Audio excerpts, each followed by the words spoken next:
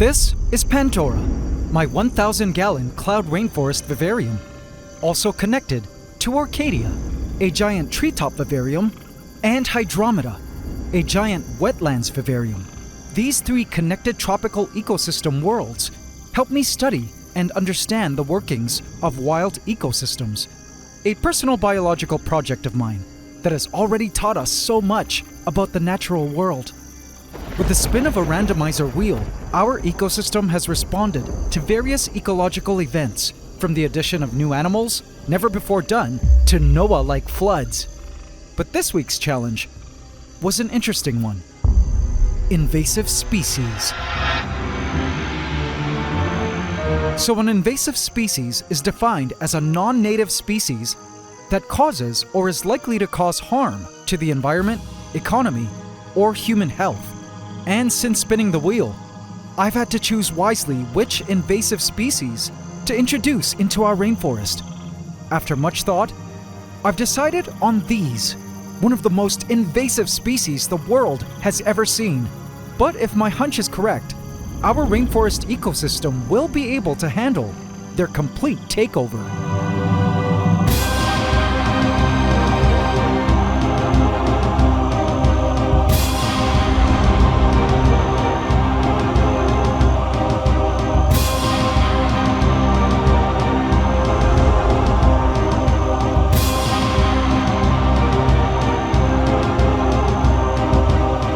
Alright, roaches, this might be a crazy idea, but I think you guys will love this new home. Please remain in this rainforest. Thank you. I placed the roaches into Pandora, but little did I know, a lot more than my vivariums was about to face a complete takeover.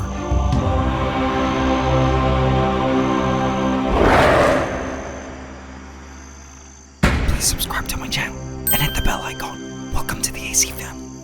Enjoy. In this holding container is one of the world's most hated invasive pests, Periplaneta americana, the American cockroach. The largest species of common cockroach on the planet. They fly, they reproduce fast, produce a highly repulsive odor, and are a nuisance to exterminate. An entire colony was waiting patiently to be added into their new home. But I felt this was probably the best choice for invasive species to be added in, and I'll be going over why in a bit. But without giving away spoilers, this week, I would be dealing with the craziest thing I completely didn't see coming.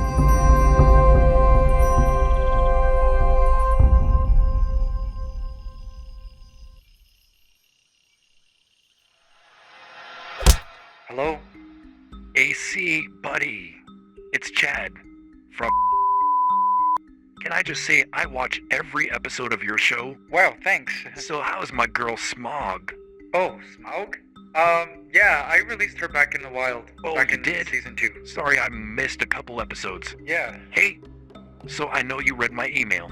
Yeah, it's crazy. It's a dream, and I can't believe it. Well, believe it, AC. Our show producers truly feel your series on YouTube could totally be a hit TV show.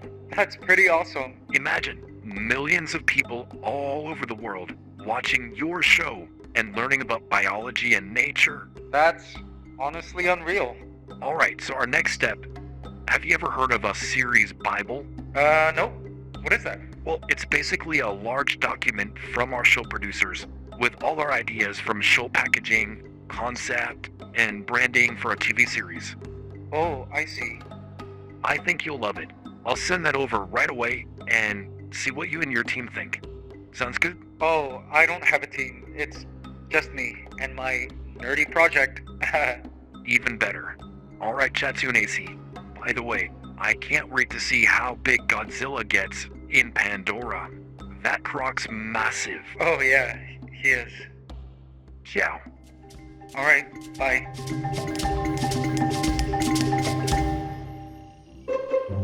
So let me share why I feel these roaches were the best invasive species for introducing into our rainforest. To understand, let's have a closer look at our newcomers. I'm sure many of you have already crossed paths with these giant flying roaches that have taken over many parts of the world, especially human establishments and homes. There are several ages of American cockroach here, all collected from my yard. Yes, they've invaded my country of residence too. 2 of them are expecting mothers with babies on the way. See that egg case? That is an uofica, a sort of purse containing about 16 eggs. She will carry this around for a couple days and drop it in a secure place to hatch. There were also teenage roaches here too. Now these roaches haven't eaten all day, so let's give them some food. A small slice of mango and cucumber should be good. Immediately, the roaches began to feast from our food offering. Now, despite their name, these roaches didn't originate from the Americas and were introduced to the US way back in the 17th century. They're actually native to Africa and the Middle East, but colonized the world through human commerce, hitching rides on boats and planes.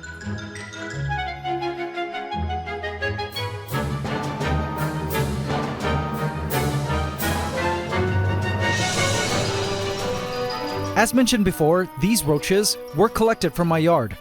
I've seen them in nearly every tropical and subtropical country I've visited. I was once in the US and saw them all over my hotel room. The lady at the front desk tried to convince me that they were not roaches, but were in fact water bugs, seeing as our hotel was next to water. I made sure to give her a lesson on entomology over the phone, so she could let her management know they were perpetuating false information, and they had better deal with the infestation ASAP. Now, though they've been so successful at invading the world and human establishments, they are considered low-risk invasives.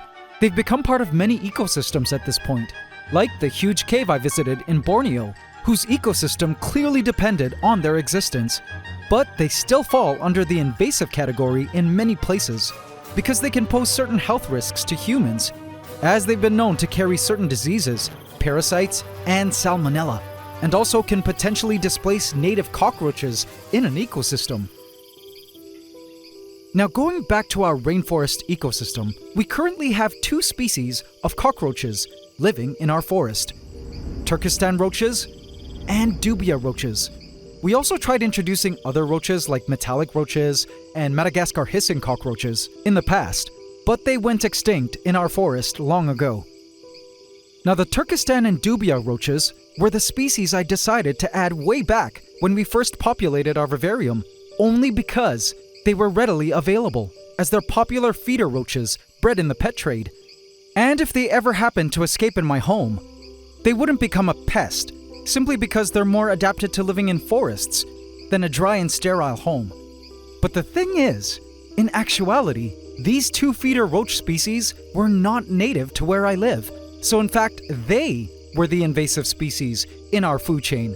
And so for the longest time, I've been flirting with the idea of adding these American cockroaches to our ecosystem because, well, these roaches are in fact the ones actually found in the forests of where I live. And if they did end up outcompeting and displacing the dubias and Turkestan roaches, then it wouldn't be a total loss, really. I would just need to make sure with all my power that these American cockroaches don't escape into my home whenever I open the doors. Especially dangerous because the females can even reproduce parthenogenically, meaning they don't need a male to lay fertilized eggs. They can just do it when no male is present. I knew I couldn't fumigate my home because it would kill all inverts in my ant room and our forest.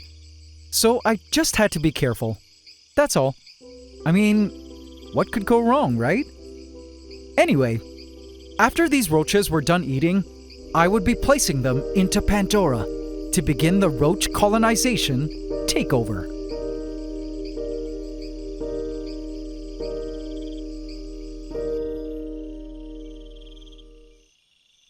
AC, so what do you think? Hi, Chad.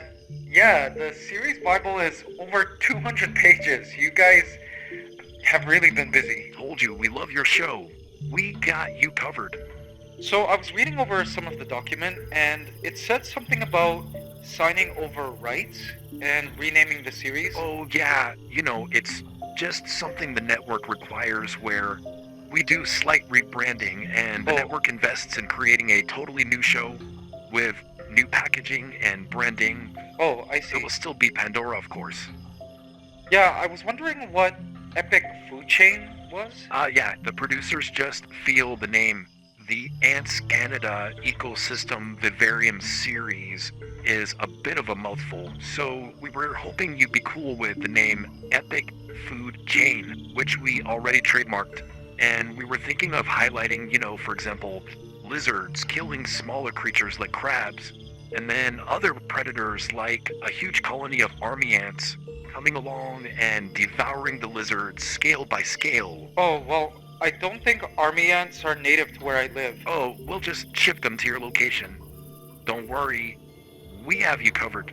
Also, I read you want to change the name AntsCanada to God of Pandora, and it's actually Pandora with a T, because ants, Pandora.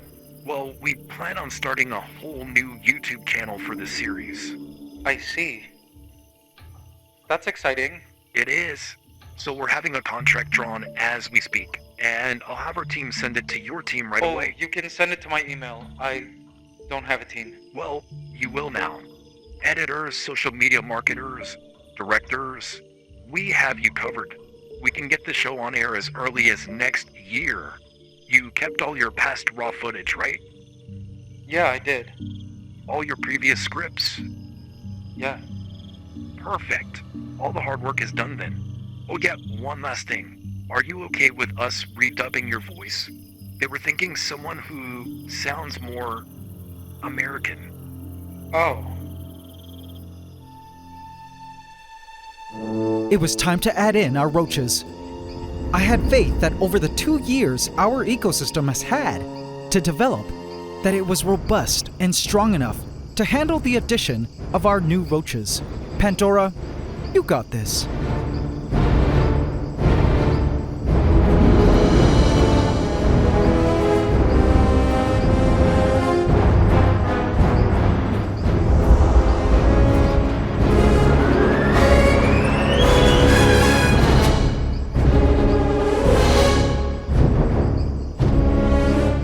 I opened the container.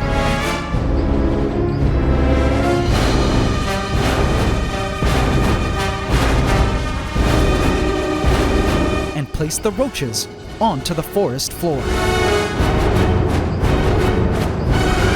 And slammed the door shut. And just like that, the new roaches were in our forest. The first roach left the container and darted away into the driftwood. One of the mothers cautiously stepped out of the container, smelling the world beyond.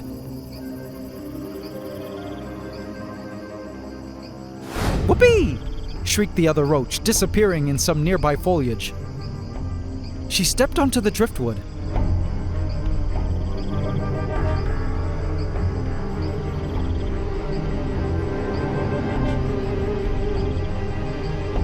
Joined by another roach.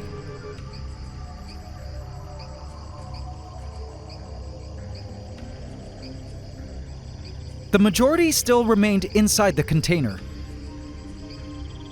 The emerged ones were smart to seek refuge immediately because our forest had its own team of insect management patrolling the grounds. Sunny, one of the resident quails, noticed a weird smell.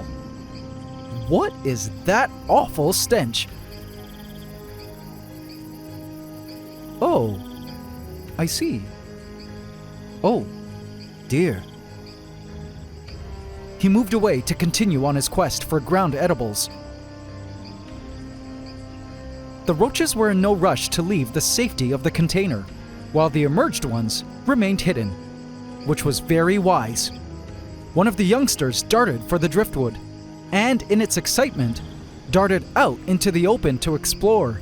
If he keeps this up, he won't make it to adulthood. But that's a lesson he'll have to learn on his own. One of the roaches totally fled the driftwood. Once Cher came along. Now in our ecosystem, these roaches will act as important prey, as well as detritivores, where they will eat decaying organic matter, both plant and animal. The mother roach began to taste the leaf litter and loved what she was eating. In the ecosystem, roaches are a highly important recycler of nutrients, and their poop makes excellent fertilizer for plant life and food for soil creatures. As prey items, many predators feed on them, and there were several in Pandora whom I felt would surely relish a booming population of American cockroaches. In fact, one of them had taken notice of the stench and movement on the floor below, and woke up earlier than scheduled for an early breakfast. One of the female tree frogs knew that smell from anywhere. Her favorite food was around, and it had been such a long time since she tasted it. She noticed the roaches at ground level.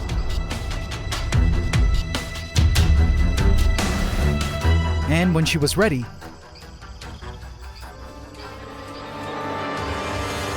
bam! Eaten.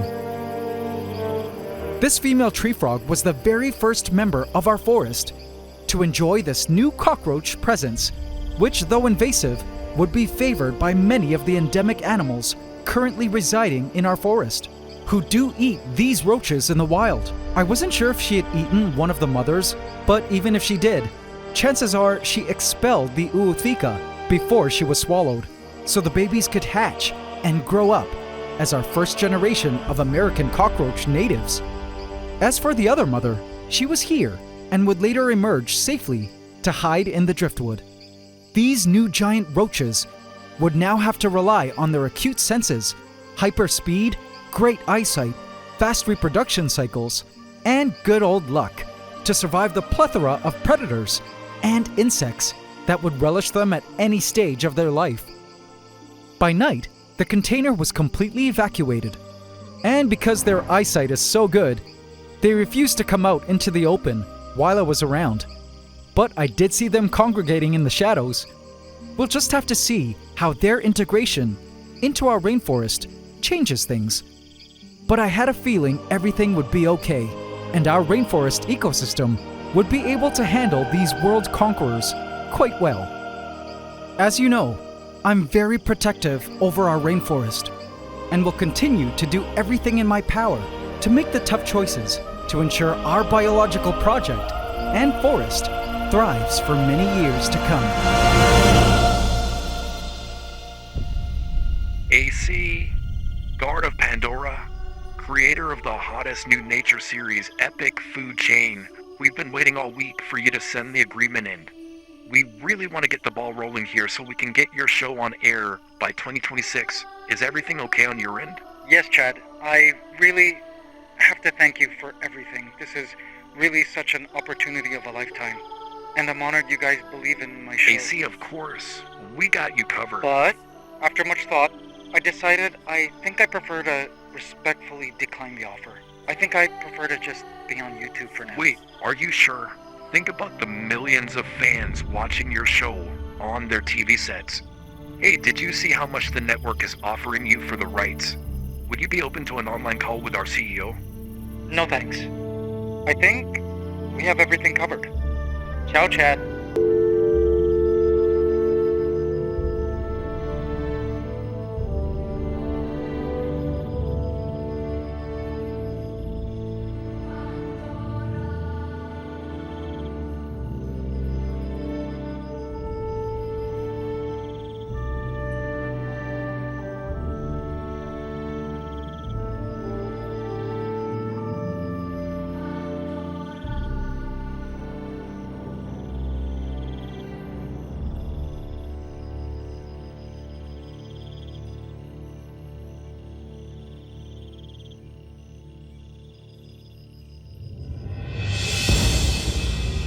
I spun the wheel of Gaia to see what our next ecosystem event was, and this is what it landed on.